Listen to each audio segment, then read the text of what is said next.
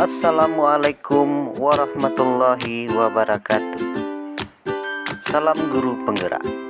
Perkenalkan, nama saya Marta Wiratman.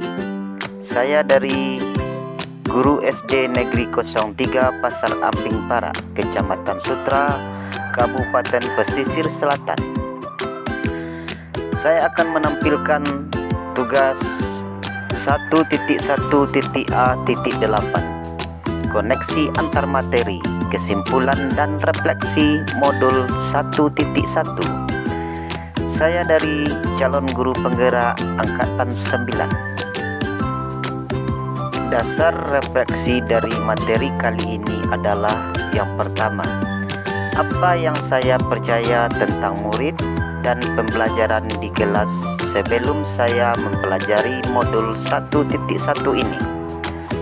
Yang kedua, apa yang berubah dari pemikiran atau perilaku saya setelah mempelajari modul ini.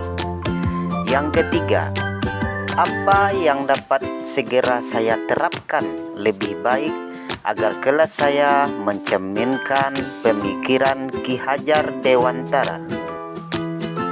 Terlebih dahulu, saya akan menguraikan tentang pemikiran Ki Hajar Dewantara.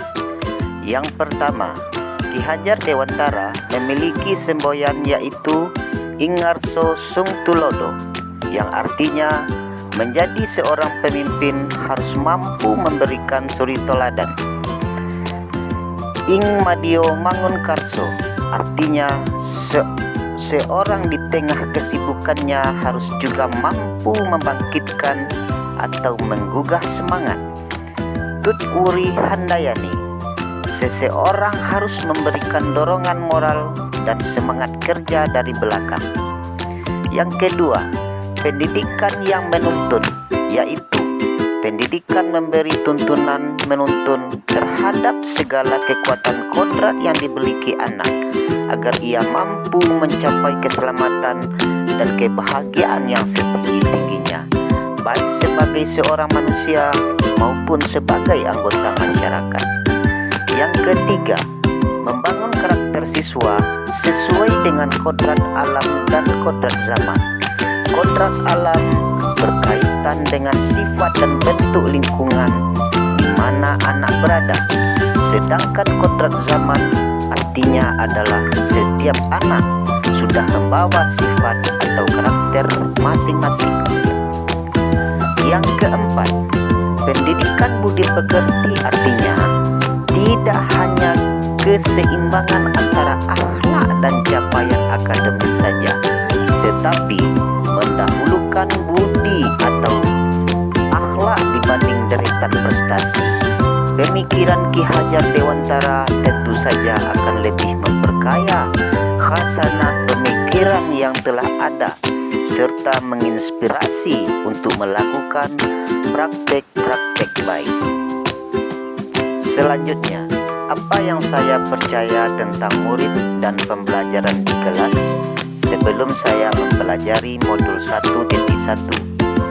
Yang pertama, pembelajaran berpusat pada guru. Yang kedua, kurang memperhatikan karakter murid.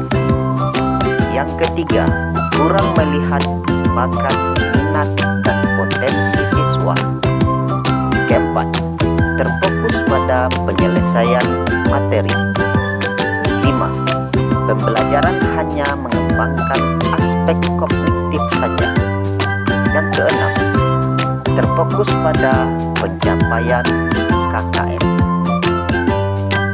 Apa yang berubah dari pemikiran atau perilaku saya setelah mempelajari modul ini? Yang pertama, merubah pikiran. Di antaranya yaitu guru bukan satu-satunya sumber belajar. Kedua, pembelajaran berpusat pada murid.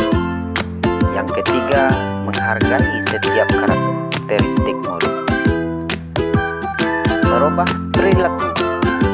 Yang pertama, mengemas pembelajaran yang menarik sehingga motivasi belajar murid semakin meningkat. Kedua, menggali minat, bakat, dan potensi murid. Ketiga, lebih cermat melihat bakat anak sesuai dengan kodrat. Apa yang dapat segera saya terapkan lebih baik agar kelas saya mencerminkan pemikiran Ki Hajar Dewantara? Yang saya lakukan adalah yang pertama, merancang pembelajaran yang menarik dan menyenangkan dengan melibatkan peserta didik. Kedua, menerapkan pembelajaran berbasis kearifan lokal dan budaya setempat. Ketiga, menerapkan konsep merdeka belajar dan mengintegrasikan setiap pembelajaran dengan pemantapan dan pencapaian profil pelajar Pancasila. Keempat, pembelajaran yang mengutamakan aspek budi pekerti. Kelima, menerapkan pendidikan yang menuntun bukan menuntut. Keenam, pendidikan yang sesuai dengan kodrat alam dan kodrat zaman. Ketujuh, mengintegrasikan permainan dalam pembelajaran. Contoh penerapan pemikiran Ki Hajar Dewantara di sekolah saya di SD Negeri 03 Pasar Ampara, yaitunya mendidik murid saya dengan kodrat alam dan kodrat zaman. Kodrat alam yang dimaksud adalah potensi diri anugerah dari Allah Subhanahu wa Ta'ala yang diberikan kepada manusia. Pada setiap anak yang berbeda antara anak yang satu dengan yang lainnya, yang merupakan karakteristik yang unik bagi setiap anak tersebut. Tugas saya sebagai seorang guru agama untuk mengembangkan potensi diri yang dimiliki seorang anak. Saya memotivasi murid yang memiliki keinginan berprestasi, baik prestasi akademik maupun non-akademik. Juga memotivasi murid yang mengikuti ekstrakurikuler sesuai dengan bakat dan minat mereka, menyanyikan lagu bernuansa Islami, menampilkan pidato, sholat berjamaah, hafalan ayat Al-Quran, memperingati hari besar Islam, penampilan seni kasidah Rabana, dan saya memberikan mereka semangat untuk berlatih dan mengikuti kejuaraan-kejuaraan.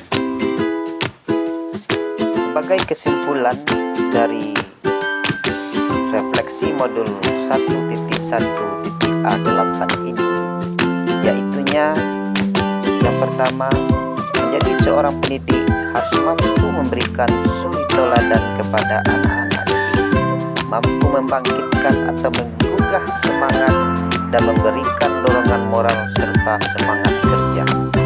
Yang kedua, pendidikan adalah menuntun anak sesuai minat dan bakatnya.